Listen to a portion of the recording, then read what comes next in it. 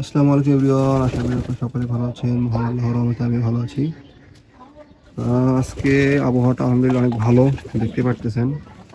মোটামুটি আলহামদুলিল্লাহ অনেক ভালো রোদ উঠছে আজকে। আবহাওয়াটা খুব কবুতরদের জন্য আজকে খুব উপকার হয় এই আবহাওয়ার জন্য। কারণ এতদিন যে শীত গেল, মানে এই শীতের কারণে কবুতরটা মোটামুটি এক প্রকার একটু শঙ্কার ভিতরে ছিল।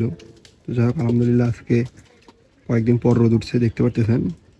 কবুতরদেরকে গোসল করতে দিয়েছি, অনেক দিন গোসল করতে দিই না, এই শীতের সিজনে পুরো গোসল করতে দিইনি। তা আপনাদেরকে একটু গোসল করা দেখা ওদের। এই দেখেন, মাশাআল্লাহ খুব সুন্দরভাবে গোসল করতে। আসলে রোডটা এই দিক থেকে আসলে দেখেন আমার ছায়াতে আটকে গেছে আর কি। পানি কিন্তু খুব বেশি দেয়নি। শীতে গোসল করানোর সময় দুই চারটা একটু টেকনিক ফলো করবেন এরকম, মানে বোলের ভিতরে দিবেন না বা কোথাও একটা বড় ভালো মানে বেশি পানি আটে এরকম কোনো হান্ডে না দিয়ে হালকা, যেমন দেখেন টেরের ভিতর দিছি আমি, পানি কিন্তু খুব বেশি নাই এতে।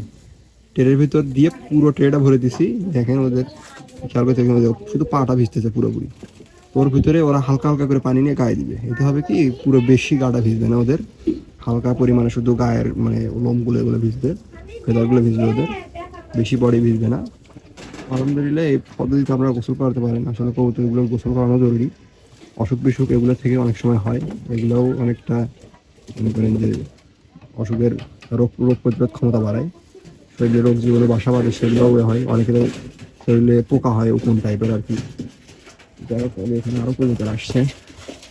আর মানে এখানে আরেকটা জিনিস হয়েছে কি, আমার নতুন কবুতর রাখা আছে, যে জন্য আমি আসলে কবুতর ঘর আটকে রাখছিলাম।